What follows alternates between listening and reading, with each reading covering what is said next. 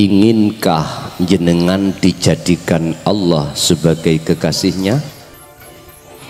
Halo, inginkah panjenengan semua dijadikan Allah sebagai kekasihnya? Alhamdulillah. Tolong dibuka di dalam surat Ali Imran ayat 31. Surat apa tadi? Ali Imran ayat 31. HP-nya yang punya paketan, ayo ngaji bareng. Ali Imran 31 sama dengan Al-Ahzab ayat 21. Dua ayat ini kita selesaikan malam hari ini. Akan tetapi mohon maaf dan mohon izin terhadap panitia, saya dikasih waktu berapa jam? Karena habis ini ada 1 jam lagi. Saya dikasih waktu berapa menit? 1 jam. Terserah. Jadi kulo manfaatkan 5 jam. Kalau dikasih 5 jam ini biasanya Kiai cepet. Allah Sallallahu Alaihi Wasallam ingin dicintai oleh Allah. Kul in kuntum tuhibbunallaha fattabi'uni. Ikuti Rasulullah, ikuti Kanjeng Nabi. Di situ ada istifham. Di situ ada istifham, ada syarat yang disembunyikan, yaitu mengikuti terhadap Kanjeng Rasul yang bagaimana? Mohon maaf, ini istifham. Dijawab di dalam surat Al-Ahzab ayat 21. Laqad kana lakum fi Rasulillahi uswatun. Bukan Mbak Hasanah loh nggih. Wonten namine Mbak Hasanah. Ada ya. Kita harus menteladani apa yang baginda Rasul contohkan terhadap diri kita sebagai umat. Apa yang Rasulullah teladankan terhadap diri kita yang disebut uswatun hasanah, percontohan kang bagus. Ayatnya dilanjutkan, liman kana yarjullah, hati panjenengan harus ada rasa rindu ingin berjumpa terhadap Allah Subhanahu wa ta'ala. Sallu ala Nabi Muhammad. Sebelum jenengan dicintai oleh Allah, Anda harus mencintai Allah.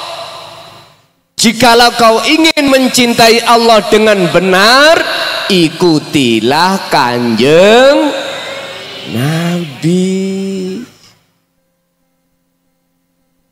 Bapak Ibu hadirin jamaah rahimakumullah, rindu akan muncul dengan sendirinya di dalam hati jenengan pada Allah seiring berjalannya jenengan itu tahu bagaimana cara jenengan kali kula yarju Allah, bertemu Allah. Bagaimana caranya untuk bertemu Allah? Pun ayatnya sampai buka di dalam surah Al-Kahfi ayat terakhir, yaitu ayat 110. Pun di situ Allah katakan, wa man kana yarju liqa'a rabbih falyamal amalan sholihan. Bun, ingin dicatat, ini dicatat. Sallu ala Nabi Muhammad. Ini dicatat betul-betul biar sholat sampan itu nanti menjadi sholat yang khusyuk. Biar sholat Anda nanti betul-betul hati Anda tidak teringat kepada urusan dunia, tapi sholat Anda waktu sholat hanya teringat datang Gusti Allah. Dan barang siapa di antara kita sebagai hamba Allah ingin di dalam hatinya ada satu keinginan untuk bertemu Tuhannya, bertemu Allah Subhanahu wa ta'ala, syarat yang nomor satu dicatat dalam hati, fal ya'mal amalan sholihan, berlakulah bagus, berlakulah perilaku yang bagus. Itulah namanya amalan sholihan. Wis niki tak jabar nih, amal sing bagus itu amal yang bagaimana? Ini ada pandangan manusia, juga ada pandangan Allah. Pandangan manusia kita disebut akhlak istimaiyah, yaitu hablum minan nas. Ini diatur oleh Kanjeng Nabi di dalam hukum syariah. Ini satu, amalan sholihan, meninggalkan larangan dan menjalankan perintah secara jasmani. Sekarang secara rohani, sebab kita manusia itu tidak cukup dikatakan sebagai manusia hanya jasmani, akan tetapi juga rohani. Kata W.R. Supratman, bangunlah jiwanya, bangunlah badannya untuk Indonesia Raya. Jadi kita tidak cukup membangun badan, kita tidak cukup berakhlak istimaiyah hablum minan nas, tapi ruhaniyah kita harus kita bangun dengan akhlak ilahiyah yang Rasulullah contohkan nanti. Ini Rasulullah Shallallahu Alaihi Wasallam memberikan petunjuk terhadap diri kita bagaimana cara untuk ruhaniyah jenengan kali kula ini estu amalan sholihan.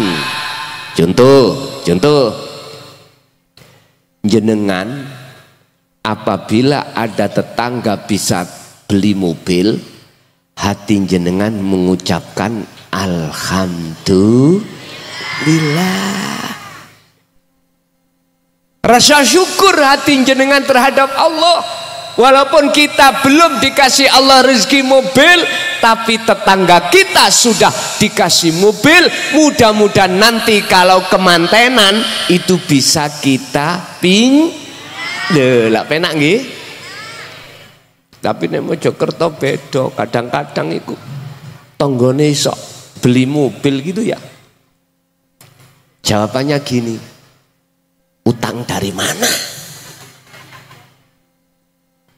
Terus gak perlu gitu itu gitu. Itu bentuk hati, sifat di dalam ruhaniyah kita ada sifat hasud. Lah ini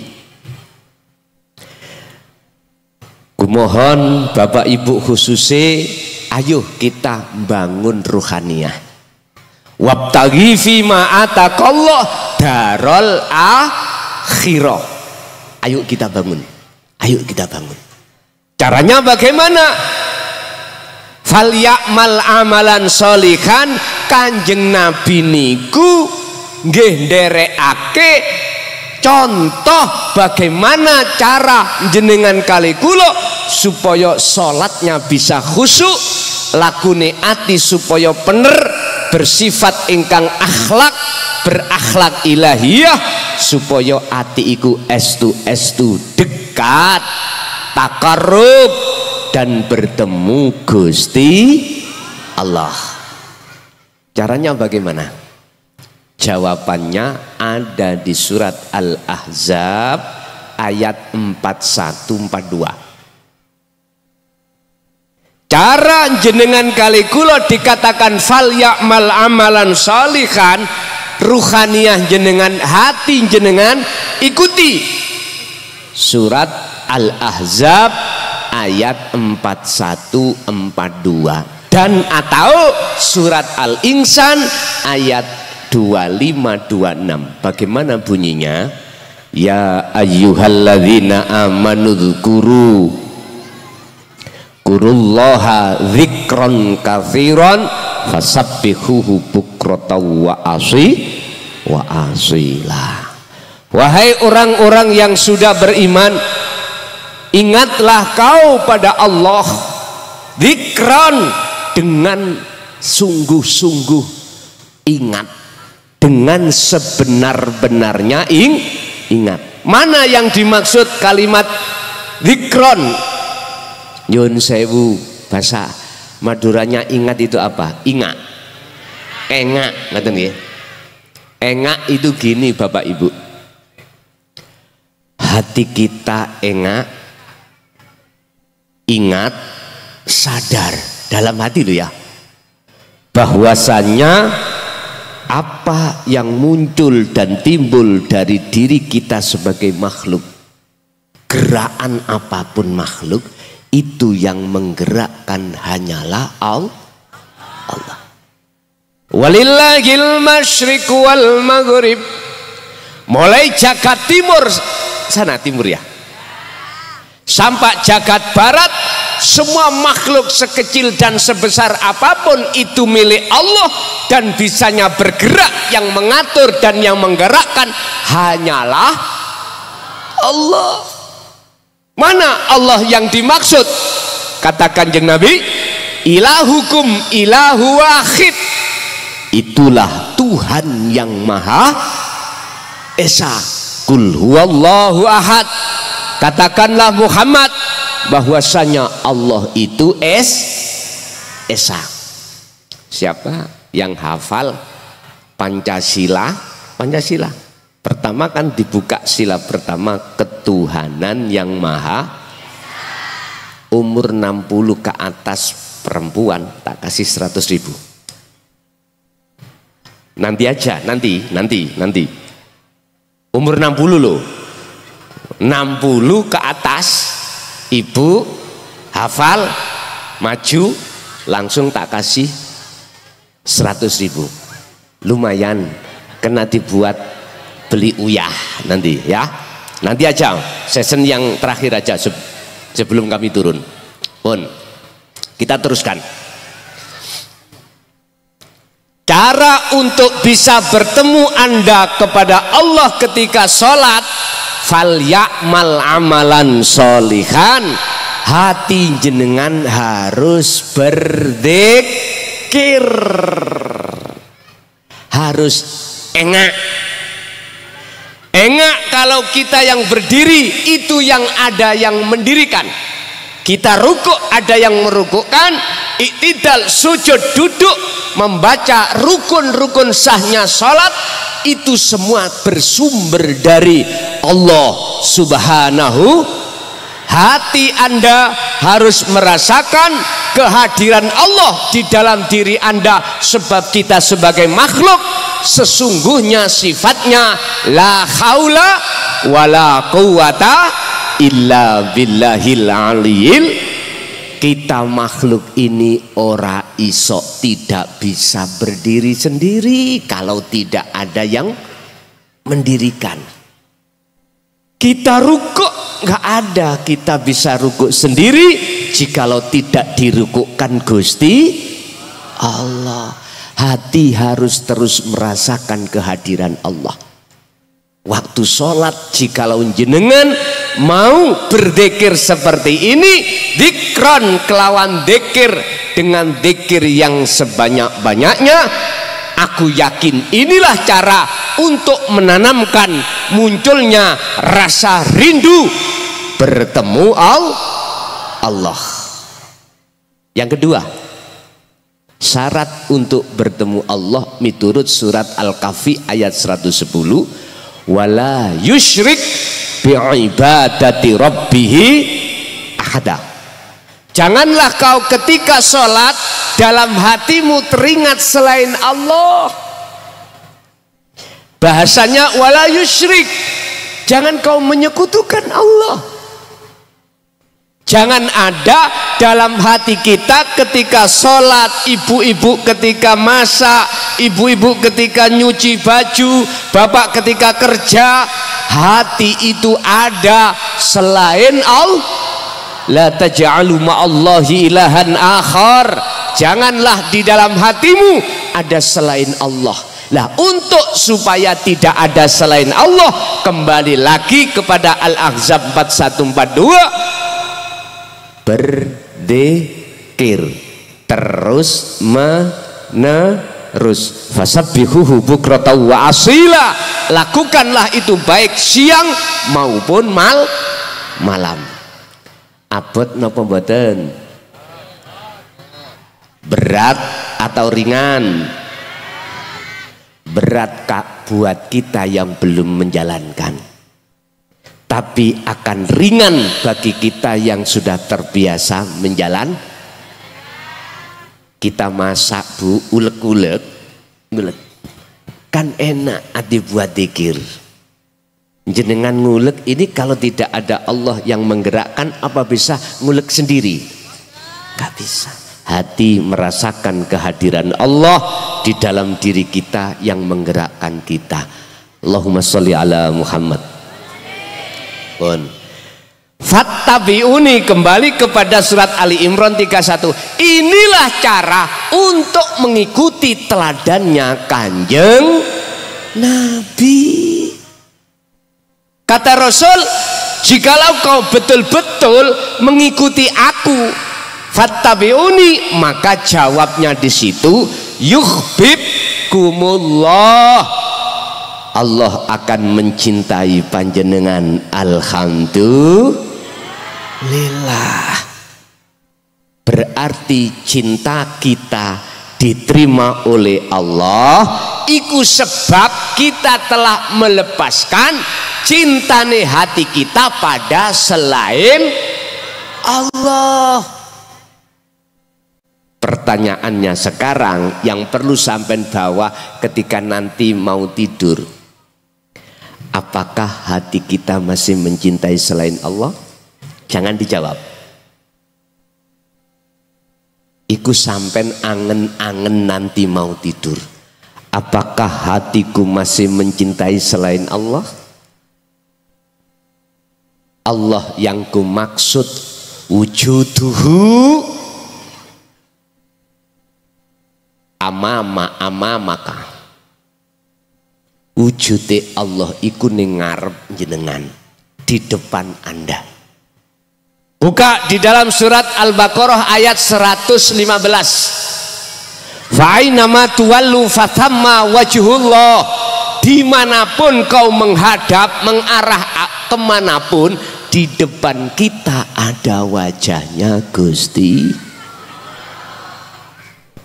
depan kita. Tapi jangan kau lihat dengan mata ainul basyariyah dohir ini, jangan. Lihatlah dengan ainul basyirah, mata hati jenengan. Ini bagaimana caranya untuk mata hatiku bisa melihat wujudnya Allah? Dibuka di dalam kitab Hikam. Niki tak jelasno sampai habis subuh nggak mari. Mohon maaf ya, ringkesi mawon nggih. Jasad kita dikasih Allah mata dohir untuk bersaksi pada sesama manusia, sesama makhluk. Ruhaniyah kita dikasih Allah mata yang namanya ainul basirah, itu untuk bersaksi pada Allah. Asyhadu an la ilaha illallah wa asyhadu anna muhammadar rasulullah. Di situ nanti. Jadi miturut Ali Imran tadi, mengikuti Kanjeng Nabi itu tidak cukup kita hanya bersinau, berngaji ilmu syariah saja, tetapi juga kita harus mengikuti Kanjeng Nabi ilmu tauhid, ilmu hakikat, supaya bisa sampai makrifat pada Allah. Niki kuncinya pun. Carane jenengan harus mendapatkan guru akhirat yang disebut mursyid. Mursyid itu adalah guru yang khusus mendidik jenengan ruhaniyah tentang dinut tauhid, dinul haq, huwallazi arsala rasulahu bil huda wa dinil haq. Inilah khusus ilmu yang membahas tentang hati, tentang tasawuf, tentang ilmu tauhid, Pak Bu. Yang endingnya tujuannya adalah qad tabayyana rusdu minal ghoi, untuk membuka mata hati kita yang buta terhadap Gusti Allah. Pun sampean padosi guru sing niku wau. Nggih. Tapi sampean prosesnya kan dididik guru-guru ngaji, dikenalkan huruf hijaiyah, membaca Quran bagaimana, ya dah?